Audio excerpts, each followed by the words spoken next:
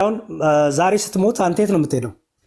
ገነት ትሄዳለህ እኮ። የት ነው የምትሄደው? አሁን ስትሞት አንተ እዛው መቃብር ነው የምትቀረው? ከመቃብር አታልፍም? በቃ እዛው መቃብር ነው የምትቀረው? ሳጥን ውስጥ ነው የምትቀረው? አይ ስጋዬ እዛ ሊቀር ይችላል፣ ግን ነፍሴ ነፍሴ የት ትሄዳለች? ነፍሴማ እዛ ነው የሚሄደው። እዛ የት ነው? መንግስት ሰማያት ነው። አረፈው መንግስት ሰማያት። በእስልምናው ገነት ክፍት ነው አሁን? አይ ሲል የትንሣኤ ቀን በኋላ ነው። አሁንማ ኖ እኔ አሁን ያልኩት እኔ አሁን ስትሞት ነው ያልኩት። አሁንማ እዛው እኮ ነኝ። የትም አልሄድም። የት እዛው ማለት አልገባኝም። እዛው መቃብር ነው የምትቀረው? የቀብር ቅጣት ሊቀጣን ይችላል። እንደዛ ተብሎ ነው የሚታመነው እኮ ገባኝ። አሁን ስትሞት የት ነው የምትሄደው ነው ያልኩህ። ቀብር ነው የምትሄደው። ቀብርማ ሁላችንም ቀብር ነው የምንሄደው። ቀብር እንደውም እንደርሳለን እኮ ለሰውም ሲሞት። በእኛ እምነት እንደዛ ነው። እኔ የሆነ ጥፋት ካለብኝ ቀብር ቅጣትም ሊኖርብኝ ይችላል እስከ ትንሣኤ ድረስ ማለት ነው እኮ ገባኝ። ነፍስ እዛው ነው የምትቀረው? እዛው መቃብር ውስጥ ነው የምትቀረው ማለት አልገባኝም። እሺ ስጋ ተቀበረ፣ ነፍስ ወዴት ነው የምትሄደው? ነፍሴ ከፈጣሪ ጋር ነው። ፈጣሪ እንትን ባረገው እንትን ነው። የት ቦታ ነው የምትሄደው? ወይስ እዛው መቃብር ነው የምትቀረው? መቃብር የሚቀረው እኮ እንትን ነው፣ ስጋዬ ነው። እዛ ደግሞ ፈጣሪ በዛውም ሊቀጣን ይችላል። የቀብር ቅጣት አልኩ እኮ። የት ነው ነፍስ የት ነው የምትሄደው ነው ያልኩህ። የማትሄድ ከሆነ አትሄድም በለኝ። የትም አትሄድም፣ እዛው መቃብር ሳጥን ውስጥ ነው የምትቀረው በለኝ። ትሄዳለች አትሄድም እኮ የሚል የለም። ማሂታ ከሞት በኋላ ክርስትና ምንድን ነው የሚሰጠሽ ህይወት? እስልምና ምንድን ነው የሚሰጠሽ ህይወት? ይህን ታውቂዋለሽ? መቼም የእምነት ሁሉ የመጨረሻው ግብ ከሞት በኋላ ያለ ህይወት ነው አይደለ? ማንም ይሁን እስልምናም በይው ክርስትናም በይው ምንም ይሁን ብቻ ዓላማው ከሞት በኋላ ህይወት አለ። ከሞት በኋላ ያለው ህይወት አንድ እምነት ከሞት በኋላ ያለው ህይወትን እንዴት ነው የሚሰጥሽ ነው አይደል ትልቁ ዓላማ እንጂ ስለዚህ ምድር አይደለም የምንጨነቀው። መቼም እኔ ክርስትናን ያመንኩበት ምክንያት ስለዚህ ምድር ቆርቆሮና ድንጋይ መኪና ወይም ምግብ አይደለም፣ ገንዘብ አይደለም። ከሞት በኋላ ስላለው ህይወት ነው።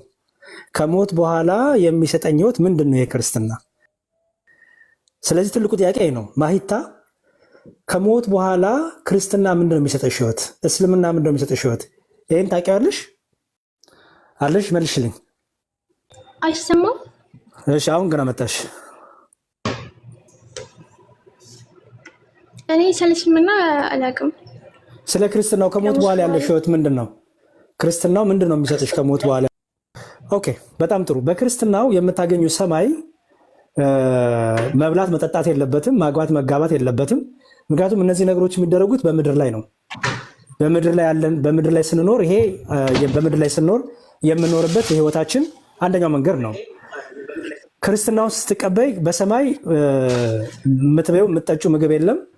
ጌታ ተጠይቆ ነበረ። ይሄን ቃል ባይዘ በመጽሐፍ ቅዱሳችን ተጠይቆ ነበረ። መጡና አንድ ሴት ነበረች፣ አንድ ባል አገባች፣ ባሏ ሞተባት፣ ልጅ ሳትወልድ። የባሏ ወንድሞች ደግሞ ሰባቱን በየተራ አገቧት። እነሱም ሰባቱ ሞቱ በየተራ እና ልጅም አልወለደችም። መጨረሻ ላይ እሷ ሞተች። ከዛ ምን አሉት ታዲያ እቺ ሴት በሰማይ ብዙ ወንዶች አግብተዋታልና በሰማይ ከሞት በኋላ ከማን ጋር ነው ሚስት የምትሆነው? ምክንያቱም ብዙ ወንዶች አግብተዋታል። እና ጠየቁ ጌታን፣ በሰማይ ለማን ነው ሚስት የምትሆነው አሉት። ስለዚህ ጌታ ምን አላቸው? የዚህ ዓለም ሰዎች ያገባሉ፣ ይጋባሉ። በሰማይ እድል ፈንታ ያላቸው ግን ማግባት መጋባት የለባቸውም፣ እንደ መላእክት ይሆናሉ አላቸው። አስተዊ እንደ መላእክት ነው የሚለው። እንደ መላእክትና መልአክ ይሆናሉ የተለያየ ነው። እንደ መልአክ ማለት ለምሳሌ አንድ ሰው ይሄ ሰው እኮ ባህሪው እንደ መልአክ ነው ካልሽ ምን እያልሽ ነው?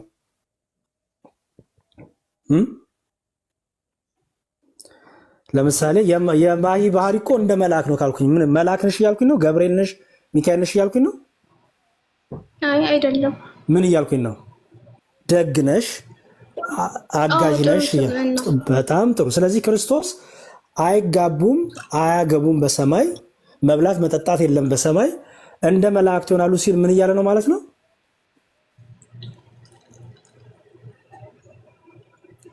እንደ መላእክት ይሆናሉ። ቅድሞ እንደ መላእክት ስልሽ ጥሩ ጸባይ አልሽኝ አይደል? አዎ። ስለዚህ እንደ መላእክ ይሆናሉ ሲል ማለት ነው ማለት ይኖራሉ በሰማይ ነው እንደመላእክት ነው። በሰማይ የመላእክት ስራቸው ምንድነው? እግዚአብሔርን ማመስገን አይደለ? አዎ። ስለዚህ ህይወታቸው በምስጋና ነው ማለት ነው። የክርስትና የመጨረሻ ህይወት የሚሰጥሽ የሚበላ የሚጠጣ ወይ የምታገቢው ባል በሰማያዊ አብረሽ የምተኙ ወንድ ምናምን ሳይሆን የሚሰጥሽ ምንድነው? ትልቁ ምስጋና፣ አምልኮ፣ እግዚአብሔርን ቅዱስ ቅዱስ ቅዱስ እያሉ ማመስገን። ጥቅሱ ልስጥሽ እሺ፣ እንድትይዙ ስለምፈልግ እሺ። እንደዚህ ይላል፣ ይኸውልሽ እዚህ በሉቃስ ወንጌል ላይም ታገኘዋለሽ። የሉቃስ ወንጌል ምዕራፍ 20 ቁጥር 34 የሉቃስ ወንጌል ምዕራፍ 20 ቁጥር 34 ጥቅሱን ያዥና ላንብብልሽ። ምን ይላል? የሉቃስ ወንጌል ምዕራፍ 20 ከቁጥር ስንት ጀምረሽ ታነቢዋለሽ አንቺ? ከቁጥር 31 ጀምሮ አንብቢው። ከቁጥር 29 ጀምሮ ልክፈትና ላሳይሽ። እሺ ተከፈት። ዙር ከፈትኩ። ይኸው ምን ይላል? ይኸው መምህር ሆይ ሙሴ ሚስት ያለችው የአንድ ሰው ወንድም ልጅ ሲያወልድ ቢሞት ወንድሙ ሚስቱን አግብቶ ለወንድሙ ዘር ይተካ ብሎ ጻፈልን። እንግዲያስ 7 ወንድማማቾች ነበሩ። የፊተኛው ሚስት አግብቶ ልጅ ሳይወልድ ሞተ። እሺ ሁለተኛውም አገባ፣ ሶስተኛውም እንዲሁ። 7ቱ ደግሞ ልጅ ሳይወልዱ ሞቱ። ከሁሉም በኋላ ሴቲቱ ሞተች። እንግዲህ 7ቱ አግብተዋታልና ሴቲቱ በትንሣኤ ከእነርሱ ለማንኛቸው ሚስት ትሆናለች ብሎ ጠየቁት ጌታችንን። ክርስቶስ ምን አለ? ኢየሱስ መልሶ እንዲህ አላቸው፣ የዚህ ዓለም ልጆች ያገባሉ፣ ይጋባሉ። ያን ዓለምና ከሙታን ትንሣኤ ሊያገኙ የሚገባቸው እነዚያ ግን አያገቡም፣ አይጋቡም፣ እንደ መላእክት ናቸው። እሺ ሉቃስ ወንጌል ምዕራፍ 20 ከቁጥር 29 ጀምሮ እስከ 34 ድረስ አንብቢ። ምንድነው ፖይንቴ? ፖይንቴ ምንድነው? የዘላለም ህይወት በክርስትናው የዘላለም ህይወት ክርስትናውን ብትኖሪው ምንድነው የምታገኘው? ክርስቶስን ማየት፣ ለዘላለም ከመላእክቱ ጋር ከነ ሚካኤል ከነ ገብርኤል ሌሎቹ መላእክት ጋር እግዚአብሔርን ቅዱስ ቅዱስ ቅዱስ እያሉ ዕለት ዕለት በትጋት ማመስገን። ምክንያቱም ይሄ ስጋዊ ባህሪ በሰማይ የለም። ለምሳሌ በምድር ላይ ያለች ታገቢያለች፣ ትጋቢያለች፣ ጋብቻ ቅዱስ ነው፣ ምንም ችግር የለውም። ይሄ ግን ስጋዊ ባህሪ ነው። ምክንያቱም ሰዎች ራሳቸው ለእግዚአብሔር ገድበው ልክ እንደ ቅዱስ ጳውሎስ ያለ ጋብቻ መኖር ይችላሉ። አየሽ፣ እግዚአብሔር ለፈቀደላቸው ያለ ጋብቻ መኖር ይቻላል። በምንኩስና በድንግልና እግዚአብሔርን ማገልገል ይችላሉ። በቅዱስ ጋብቻም ደግሞ መኖር ይችላሉ። ይሄ ሁሉ ግን ምድር ላይ የሚቀር ነው። ይሄ ሁሉ እዚህ ላይ የሚቀር ነው። ስጋዊ ባህሪ ነው። ስጋዊ ስሜት ነው። ከሞት በኋላ ያለው ሰውነታችን ይሄ አይነት ሰውነት አይደለም። ስንነሳ የምንይዘው አካል ሰማያዊ አካል ይባላል። አሁን ይሄ ምድራዊ አካል እዚሁ ፈርሶ ይቀራል። ሰማያዊ አካል ይዘን የምንነሳው ጋር ምን ይባላል? ሰማያዊ አካል ይባላል። ያ ሰማያዊ አካል መብላት፣ መጠጣት፣ ከሴት ጋር መተኛት፣ ከወንድ ጋር መተኛት የሚባል ነገር የሚስማማው አካል አይደለም። ምክንያቱም ሰማያዊ አካል ነው። ለሰማይ ቤት የሚመጥን አካል ነው ይዘን የምንነሳው። ስለዚህ በምድር ላይ ነው ሁሉ የሚቀረው ማለት ነው። ስለዚህ ከክርስትናው የምታገኙ መጨረሻ ላይ ከሞት በኋላ ያለው ህይወት ይሄ ነው። የሚያገባሽ በሰማይ የሚገናኝሽ ወንድ አይኖርም። በሰማይ መብላት፣ መጠጣት፣ መሯሯጥ የሚባል ነገርም የለም። እግዚአብሔርን ቅዱስ ቅዱስ ቅዱስ እያሉ በዘላለም ህይወት በአዲሱ አካል በሰማያዊ አካል እግዚአብሔርን ማመስገን ነው ህይወታችን ማለት ነው። ስለዚህ ማሂታ ስጨርስ መማር ከሆነ አላማሽ ማወቅ ከሆነ አላማሽ ይኸው ፎሎ አድርጌሻለሁ። ቴሌግራም እንማማራለን። ጥያቄዎችሽን መልስልሻለሁ። ክርስትናውን በደንብ ተማሪ። ክርስትናውን የምትማሪው ከክርስቲያኖች ነው አይደለ? ከክርስቲያኖች ነው። እርግጠኛ ነኝ ከዚህ ስትወጪ ብዙ ሰው ይሄኔ ፎሎ አድርጎሻል፣ ስልክ አስቀምጦልሻል። ጠይቅኝም ይሄኔ ሙስሊሙም ሁሉም ብቻ በየእምነቱ ያለው አንቺን ለመጎተት ለመሳብ በውስጥ ይሄኔ ብዙ ነገር ጽፎልሽ ይሆናል። አሁን ምርጫ አንቺ ነው የሚሆነው። ምክንያቱም በማንም ምርጫ ላይ ማንም አይገባም። ምርጫው አንቺ ነው የሚሆነው። በፊት እሳትና ውሃን ያስቀምጫ ወደፈለከው ጅን ስደድ የሚለው እግዚአብሔር ቃል ነው። ስለዚህ ምርጫው አንቺ ስለሆነ እኔ ክርስትናን ማወቅ ፈልጋለሁ፣ ወደ ቤተክርስቲያን መመለስ ፈልጋለሁ፣ መማር ፈልጋለሁ። ይሄን ደግሞ መማር የምፈልገው ኦርቶዶክሳዊ ነኝ። ስለዚህ ከኦርቶዶክሳዊ ወንድሞቼ እህቶቼ ነው ካልሽ ይኸው ፈቃደኞች ልናስተምርሽ። ምክንያቱም ድራማ ብዙ ስለማይጠቅመን ብዙ ሰዎች እዚህ ቲክታክ ላይ ድራማ ይሰራሉ። ሄዶ ሙስሊም ጋርም የሆነ ነገር ያደርጋሉ፣ ክርስትና ጋር መጥተው የሆነ ነገር ያደርጋሉ።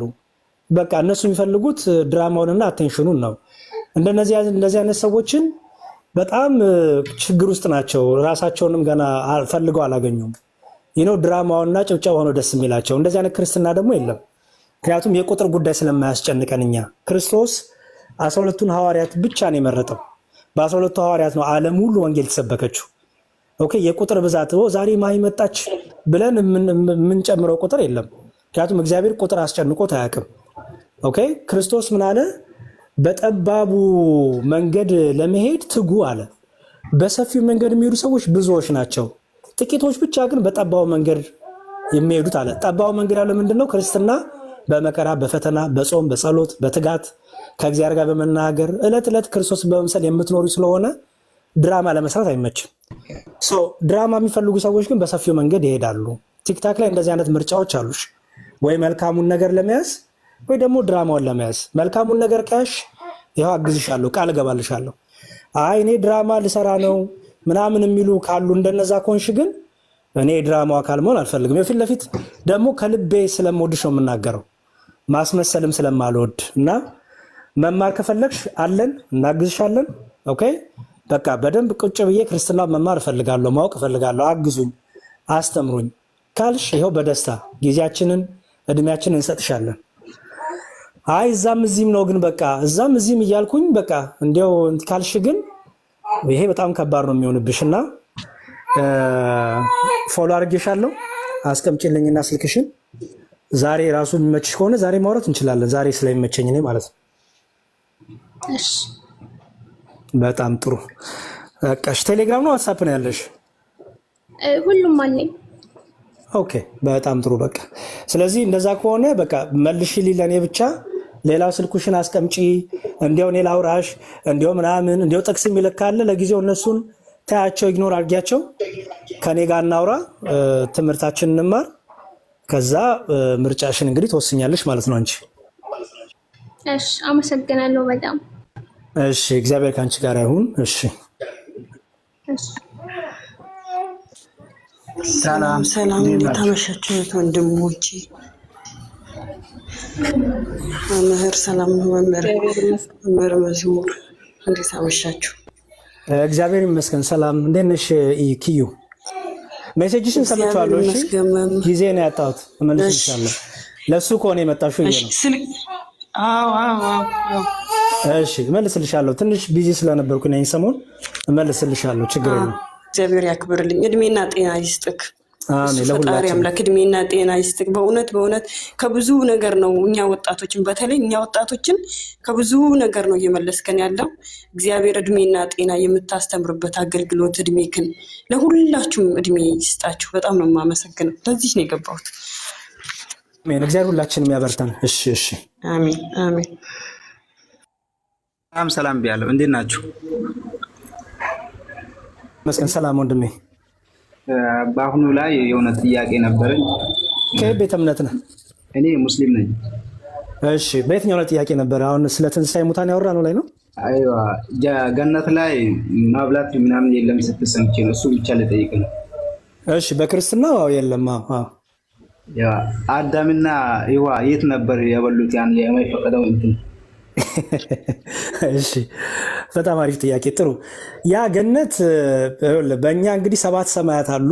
ኦኬ 7 ሰማያት አሉ በክርስትና አስተምሮ። ከዚህ ከታች ወደ ላይ ስትቆጥር 7 ሰማያት አሉ እና አሁን እኛ እያወራን ያለነው ገነት የዘላለም ሕይወት የሚገኝባት አዲስቷ ሰማይ በአይን ያልታየች በጆሮ ያልተሰማች የተባለችው የነ አዳምና የነ ሔዋን ገነትማ የተኖረባት በአይን የታየች የተኖረባት ናት። እኛ እያወራን ያለ ነው በአይን ያልታየችው ጌታ ሲመጣ ከትንሣኤ ሙታን በኋላ ስለምንኖርባት ስለ አዲስቷ ሰማይ ስለ አዲሷ ምድር ነው። ያቺ አዲሷ ምድር አዲሷ ሰማይ አዳም ሔዋንም አልኖሩበትም። እግዚአብሔር ለወዳጆቹ ያዘጋጃት የዘላለም ሕይወት የምንኖርስባት ናት። በዛሽ ቦታ መብላት፣ መጠጣት፣ ከሴት ጋር መተኛት የሚባል ነገር የለም። ከትንሣኤ በኋላ ነው ያልኩሽ ወንድም ያስተውል። የአዳምና ሔዋን ኖሩት ገነት አይደለም ማለት ነው። ገነት ይባላል። ይኸውልህ እንዳልኩ ነው 7 ሰማይ አሉ። ከነዛ ከ7ቱ ሰማዮች ውስጥ በአንደኛው ሰማይ ነው የኖሩት። ያ ግን ከሙታን ትንሣኤ በኋላ የምንወርሳትን አዲስቷ ሰማይና አዲስቷ ምድር የተባለችን ቦታና ምድር አይደለችም። ሁለት አይነት እንትን አለ ማለት ነው። እናንተ አስተምሩ። ኦኬ ለምሳሌ ልንገር። ለምሳሌ አሁን ዛሬ ስትሞት አንተ የት ነው የምትሄደው? ገነት ትሄዳለህ? ክፍት ናት? እንደዛማ አልሄድም ነው። የት ነው የምትሄደው አሁን ስትሞት አንተ በእስልምና ነው? በእስልምናማ ወደ ትንሣኤ በኋላ ነው ገነት ምናምን የሚባለው። ከዛ እኮ የት ነው የምትሄደው አሁን ስትሞት አንተ? እዛ መቃብር ነው የምትቀረው? ከመቃብር አታልፍም? በቃ እዛው መቃብር ነው የምትቀረው? ሳጥን ውስጥ ነው የምትቀረው? አይ ስጋዬ እዛ ሊቀር ይችላል፣ ግን ነፍሴ ነፍሴ የት ትሄዳለች? ነፍሴማ እዛ ነው የሚሄደው። እንትን እዛ የት ነው? መንግስት ሰማያት ነው። አረፈው መንግስት ሰማያት። በእስልምናው ገነት ክፍት ነው አሁን? አይ ሲል የትንሣኤ ቀን በኋላ ነው። አሁንማ ኖ እኔ አሁን ያልኩት እኔ አሁን ስትሞት ነው ያልኩት። አሁንማ እዛው እኮ ነኝ። የትም አልሄድም። የት እዛው ማለት አልገባኝም። እዛው መቃብር ነው የምትቀረው? የቀብር ቅጣት ሊቀጣን ይችላል፣ እንደዛ ተብሎ ነው የሚታመነው እኮ ገባኝ። አሁን ስትሞት የት ነው የምትሄደው ነው ያልኩህ። ቀብር ነው የምትሄደው። ቀብርማ ሁላችንም ቀብር ነው የምንሄደው። ቀብር እንደውም እንደርሳለን እኮ ለሰውም ሲሞት። በእኛ እምነት እንደዛ ነው። እኔ የሆነ ጥፋት ካለብኝ ቀብር ቅጣትም ሊኖርብኝ ይችላል እስከ ትንሣኤ ድረስ ማለት ነው እኮ ገባኝ። ነፍስ እዛው ነው የምትቀረው? እዛው መቃብር ውስጥ ነው የምትቀረው ማለት አልገባኝም። እሺ ስጋ ተቀበረ፣ ነፍስ ወዴት ነው የምትሄደው? ነፍሴ ከፈጣሪ ጋር ነው። ፈጣሪ እንትን ባረገው እንትን ነው። የት ቦታ ነው የምትሄደው? ወይስ እዛው መቃብር ነው የምትቀረው? መቃብር የሚቀረው እኮ እንትን ነው ስጋዬ ነው። እዛ ደግሞ ፈጣሪ በዛውም ሊቀጣን ይችላል። ቀብር ቅጣት አልኩህ እኮ። የት ነው ነፍስ የት ነው የምትሄደው ነው ያልኩህ። የማትሄድ ከሆነ አትሄድም በለኝ። የትም አትሄድም፣ እዛው መቃብር ሳጥን ውስጥ ነው የምትቀረው በለኝ። ትሄዳለች አትሄድም እኮ የሚል የለም እዚህ። እኔ ያልኩህ እዛ ቀብር ቅጣት ካለብኝ እዛ ይቀጣል ነው ያልኩት። በእኛ እዛው ሳጥን ውስጥ እኔ ደግሞ የጠየቅኩህ ያኛው ነው። ያኛው አብራራ። እኔ እምነት ራሱን የቻለ ሌላ ነው። አይ ለምን መሰለህ የጠየቅኩህ ስለ ገነት ያለህን ምልከታ ማወቅ ፈልጌ ነው። ለምሳሌ የአንተን እምነትና ከኔ ማስረጃ የሆነው እኔ የፈለግኩት ለማወቅ ስለሆነ መያዝ አይጠበቅብንም። አዎ ለምን ታውቃለህ? ለዛ ነው ዝም አልኩህ። ጥሩ ጀነት የሚለውን ትርጉም እንድትነግረኝ ፈልጌ ነው። ለአንተ ጀነት ማለት ነው የሚለውን ትርጉም ማወቅ ፈልጌ ነው። የእኛን ልንገርህ በድጋሚ። እሱ የእስልምና ነው። ተው እኔ የእናንተን ማወቅ ፈልጌ ገቡ። ጥሩ እሺ፣ ችግር የለውም ልመልስልህ ድጋሚ። አዳምና ሔዋን ከሰባቱ ሰማይ ውስጥ በአንዱ ሰማይ ነው የተፈጠሩት። ኦኬ፣ ሰባት ሰማያት አሉ፣ መላእክት የሚኖሩበት አለ፣ የተለያየ እንደዚህ ሰባቱ ሰማያት ተብሎ እንግዲህ በሰፊው እያንዳንዱ ሰባቱ ሰማይ ላይ የሚኖሩ አሉ። እንግዲህ አንደኛው የመላእክት ከተማ የሚባል አለ። ኢዮር፣ ራማ፣ ኤረር ተብሎ የሚጠቀሱ ሶስቱ ከተሞች አሉ። እንግዲህ የተባሉ ሰባት ሰማያት አሉ። እግዚአብሔር አዳምን ከፈጠረ በኋላ ሚውት አድርግልኛል። ታይ ግን አንቺ ግን ታይ። እሺ ይቅርታ ልጄ ናት። እግዚአብሔር ፍጥረታትን ማን ነው አዳምና ሔዋንን ከፈጠረ በኋላ በገነት አኖራቸው ይላል። በገነትም ዕፀ በለስ ምንድን ነው? ዕፀ በለስን ወይም እሺ አንዴ ቆይ ይቅርታ በጣም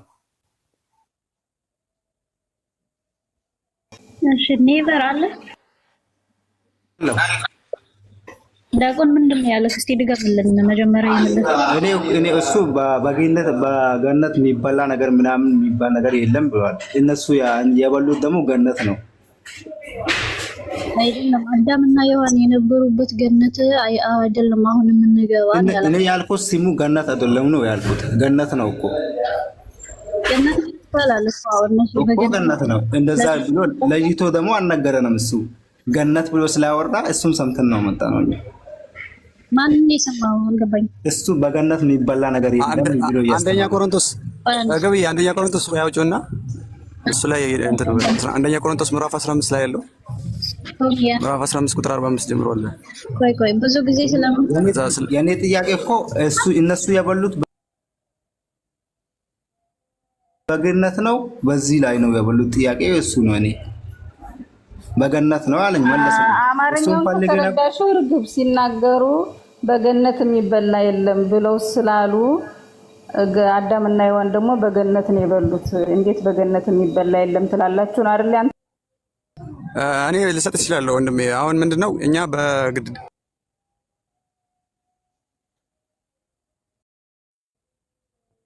በገነት አዳም ሲፈጠር ሁለት እንትን ነበረው፣ ሁለት ባህሪ ነበረው። አንደኛ ሟቲ ነው፣ እንደገና ደግሞ ዘላለማዊ ነው።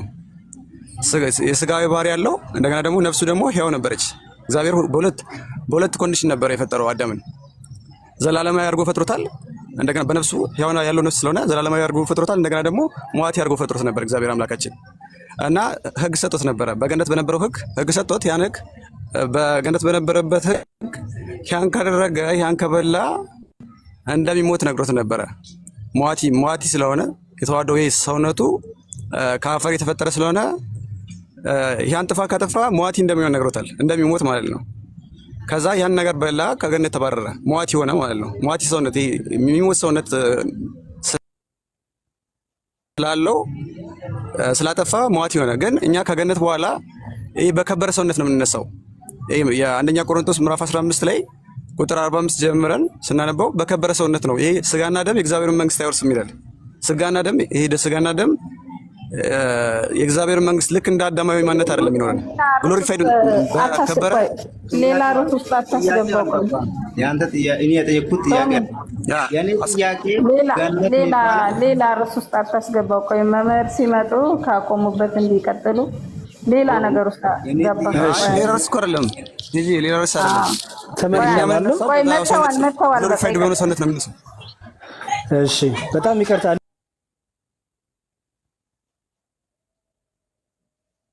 ልጅ አስቸግራኝ ነው። እሺ በጣም ይቅር በሉኝ።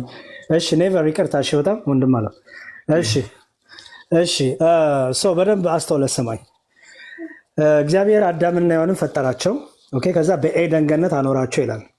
የኤደን ገነት የተባለችው ቦታ እንግዲህ እዛው መጽሐፍ ቅዱስ ሲናገር አስተውል በደንብ። ያቺ የኤደን ገነት የተለየች ስፍራ ናት። በዛች ስፍራ ላይ እግዚአብሔር አዳምና ሔዋንን ፈጥሮ እዛ አኖራቸው። በዛ በሚኖሩበት ቦታ እግዚአብሔር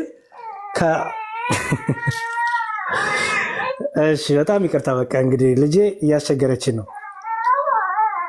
በቃ ቀጥሉ። እሺ ታነኔ ለያዛት እስከዛ ወይ እርግብ ይሄንን እንትን ብለሽ ቀጥዩ ያሁኑን ማለት ነው። ቶሚዬ ይቅርታ ስላቋረጥኩ ወደ ሌላ እንዳይረዝም ብዬ ነው እና ይሄን ጨርሰን ሌሎችም ይጠይቁ። እኔ ያልኩት አይደለም። ቆይ አንዴ ቶሚዬ ቆይ ያልኩት ሌላ ነገር አይደለም። ገነት ላይ ያለው ማንነትና ያ ይሰማል። እሺ ቶሚዬ ትቀጥላለህ። ቆይ አንዴ እርግብ ትጨርስና አቁርጣሃት ነው። አዎ ሀሳብህን ትቀጥላለህ ቶሚዬ። ግን እንትን ነው ብዙ ጊዜ ስለሚያነሱት አዲስ ጥያቄ አይደለም የሚያነሱት እና በአጭሩ ገነትና ሲኦል ቅድም እኮ ቀላል ጥያቄ ተጠይቆ ነበረ። ኔቨር አሁን ወደ እስልምና መግባት ፈልጌ አይደለም እንዳታቋርጠኝ እሺ። እስልምና ላይ እንዳትገቢ ነው እኔ ጥያቄ። እሺ አልገባም። መግባት ትችላለሽ ብራዘር ሚውተር ቅድም እኮ አውርቻለሁ። እንዴ ክርስቲና ሙስሊሞችም ስለ ሙስሊሙ ሲጠየቁ ክርስትና መግባት አይለባቸውም። ክርስቲያኖችም ወደ እስልምና መግባት የለባቸውም። በራሳችን እምነት ቆመን መመለስ ግድ ነው። ማይክን ያዝ ተባልክ እኮ የጆሮ ይዞ ነው የሚያወራ በጌታ ምንድነው?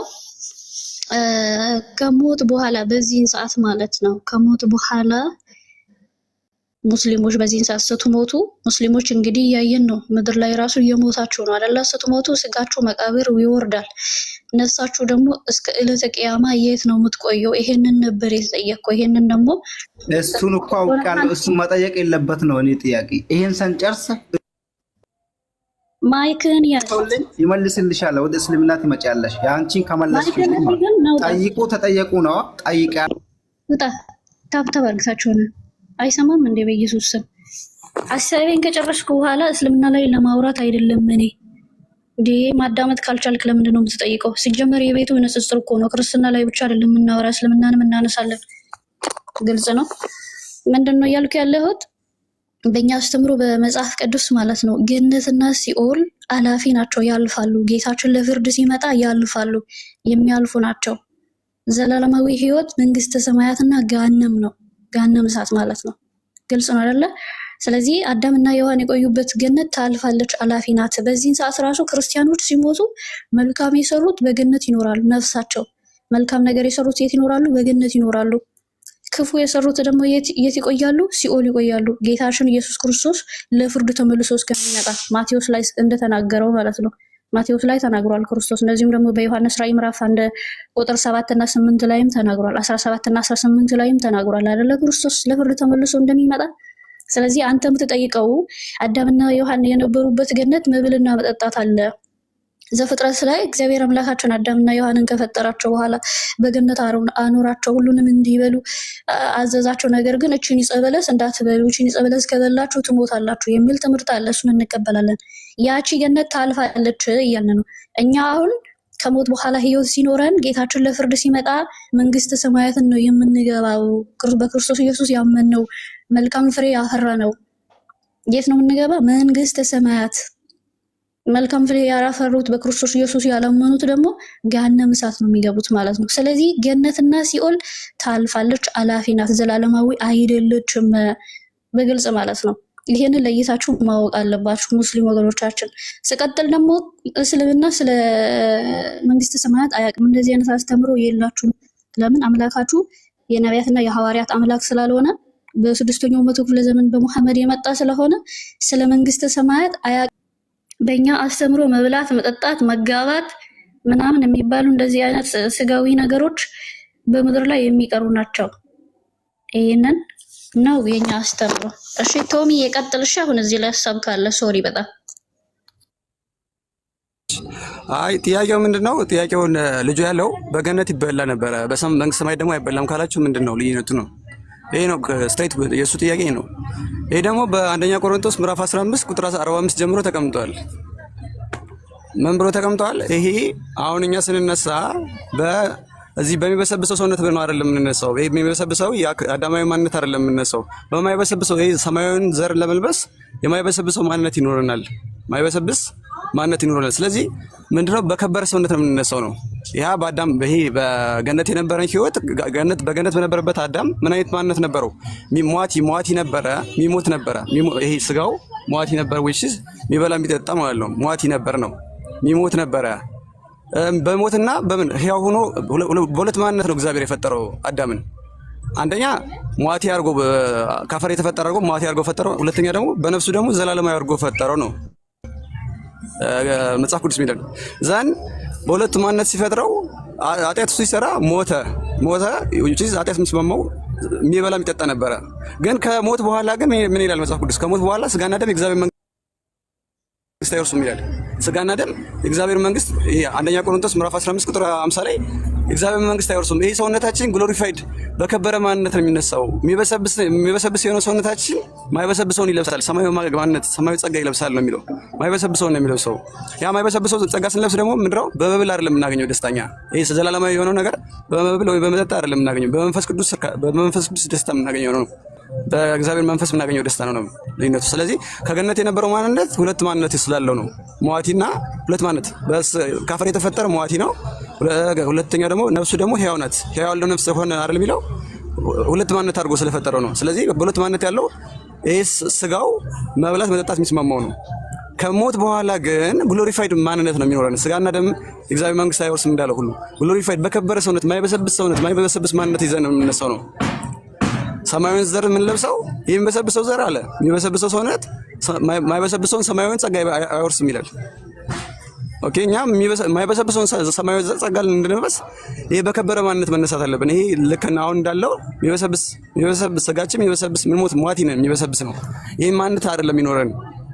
ከምን በኋላ ከትንሳኤ በኋላ ግሎሪፋይድ ማንነት ነው የሚኖረን። በከበረ ማንነት ነው የሚኖረን። ማይበሰብስ ማንነት ነው የሚኖረን። ዘን ማፍተር ምን ይላል? ስጋና ደም የእግዚአብሔር መንግስት አይወርስም። ስጋና ደም የእግዚአብሔር መንግስት አይወርስም ስለሚል እኛ ስጋና ደም ይሄ በአዳም የነበረው ማንነት ሳይሆን የምንነሳው ሁለተኛ ማንነታችን ግሎሪፋይድ ወይም መንግስተ ሰማያት የምንወስድበት በከበረ ማንነት የምንነሳው ነው። ስለዚህ ሁለቱ ልዩነት አለው። ገነት ያለው በሁለት ማንነት ስለተፈጠረ ነው። ስጋና ደም ኑሮትና ነፍስ ያለው ነው። ሁለት ማንነት አድርጎ ስለፈጠረ ነው እግዚአብሔር አምላካችን። ስለዚህ አንደኛ ቆሮንቶስ ምዕራፍ 15 ቁጥር 45 ጀምራችሁ እስከ 53 ብታነቡት በግልጽ ይነግረናል ምን አይነት ባህሪ እንደሚኖረው። ይሄ ከሞት በኋላ ያለው ሰውነታችን ምን አይነት ባህሪ እንዳለው በግልጽ ይነግረናል። የከበረ ማንነትና ማይበሰብስ ማንነትን ወርሰን ለብሰን እንደምንነሳ። ምክንያቱም ሰማያዊን ጸጋ ለመውረስ ይሄ መንግስተ ሰማያትን ለመውረስ ማይበሰብሰው ማንነት መውረስ መልበስ ግዴታችን ነው እንጂ የሚበሰብሰውን ይሄን ሰውነት ይዘን አይደለም የምንነሳው። ልክ እንደ አዳም እንደነበረው ማንነት አይደለም የምንነሳው። መንግስተ ሰማያት ዘላለማዊ ስለሆነች ያቺ ዘላለማዊ ለመውረስ ማይበሰብሰውን ማንነት ግሎሪፋይድ ማንነት ይዞን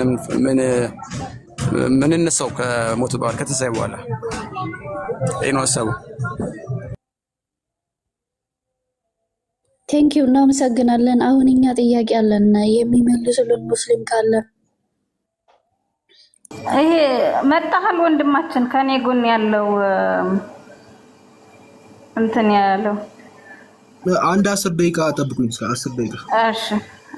ከታች ኮሜንት ላይ እኛ የቶሚ መልስ ልክ አይደለም እኮ አይደለም ያልነው እኔ እናርግብ የቶሚ መልስ ልክ አይደለም ሳይሆን መልሱ እሱ ልጁ የጠየቀው ጥያቄና ቶሚ የሚመልስበት አንድ አይደለም ነው። ልጁ የጠየቀው ከስም ነው የገነት ብላችሁ በመጀመሪያ የልጁ ልክ እንደ እስልምና አንድ አይነት በእነሱ አንድ ገነት ብቻ ስላለ ወይም ጀነት ብቻ ስላለ እሱን የጠየቀው ለምንድን ነው ያለው?